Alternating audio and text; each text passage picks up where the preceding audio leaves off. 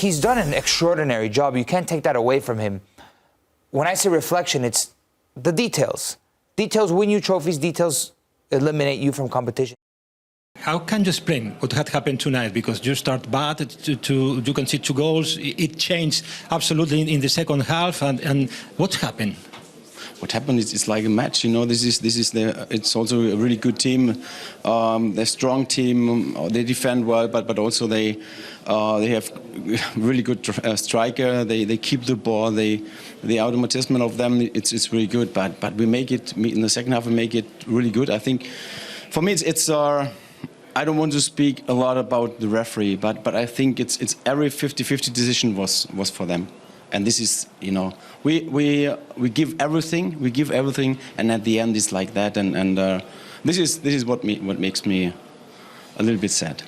And another thing, not only about the referee, but what do you think this young team can learn about this match? We will learn. This is, you know, it's like that. I always say this is a progression. It's like that we are also want to learn, and we will do that. We will do that. It's at the moment we have not so much time to train, but next season we will be back. And the last one, how are you going to try to lead the spirits for the game on Sunday? No. First, it's normal. You know, you're disappointed today. Tomorrow we have a day off, and then we start again on Thursday. Thank you very much. Well, there's a lot of things we could talk about from that interview. I guess, Grell, where to start? How much of this falls on Hansi Flick's shoulders? Yeah, I don't know. Okay, to the referee, he felt it went against them. I don't particularly love that, but I think also he didn't address the elephant in the room, which is when you're winning and you have the lead away from home with 2 minutes and 40 or 35 seconds left or wherever it may be, and you decide to continue to play the same way and be very soft and very naive defensively. I mean, I think you put a lot of young defenders in positions where it was difficult for them to succeed in. And in the end, yeah, he's upset. But I think also there has to be a world where there's some type of adjustment. So how much of it falls on Hansi Flick's shoulders? For me, a lot of it falls on Hansi Flick's shoulder. But he got there playing this way, so he was going to die this way doing that. I understand that. But I wouldn't push it on the refs or anything. I thought the refs did. Christina said that the refs did 9 out of 10. Listen, I think it's an easy scapegoat to blame the referee when you're eliminated from a competition like this. His rhetoric has actually been very positive all season long, and for me, it's just a little bit of a letdown for him to be pointing fingers elsewhere, and maybe not to himself. I don't know if in the flash interview right after the game, all pissed off because of elimination, he's going to be like, yeah, I got it wrong. Maybe he's going to reflect. And this is a learning moment. Because the high wire act over an entire season, and I think this is the theme, right? Because if Inter cleared the ball in the 90th minute and it ricocheted off of somebody and it went in, you say, oh, that's unlucky. But there's a reason why Barcelona conceded so late into the game.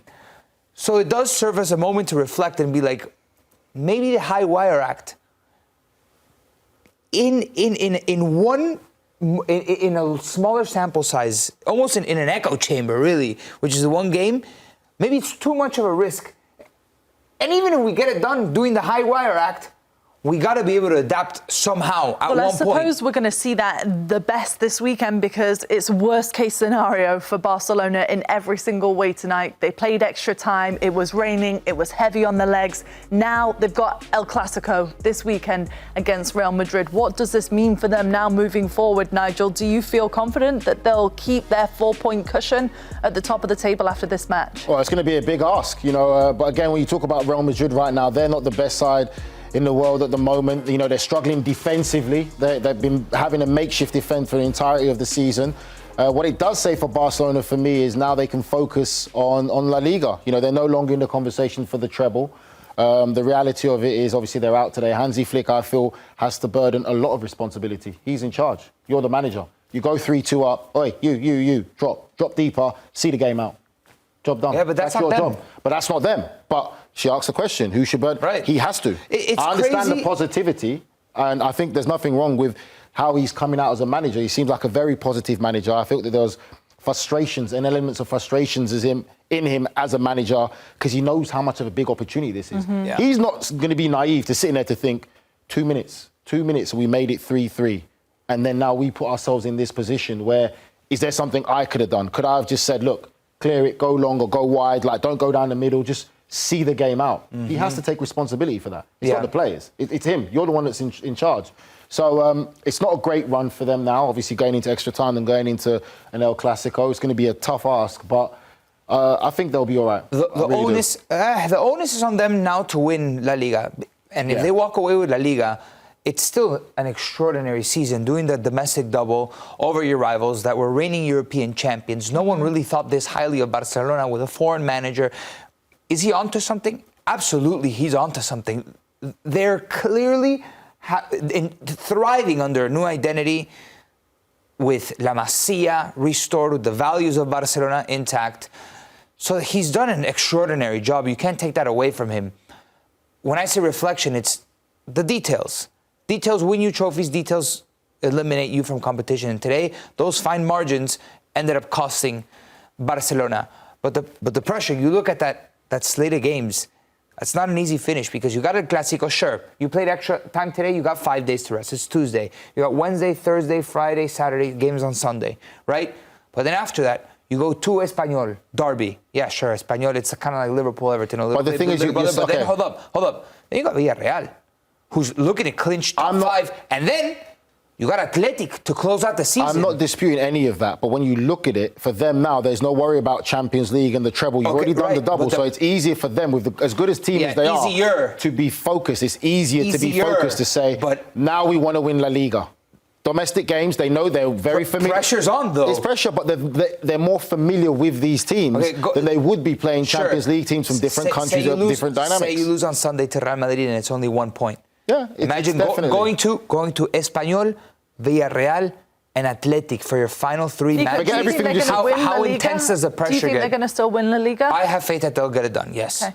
That's what I was going to ask you. But now there's a narrative, there's a tone that has switched.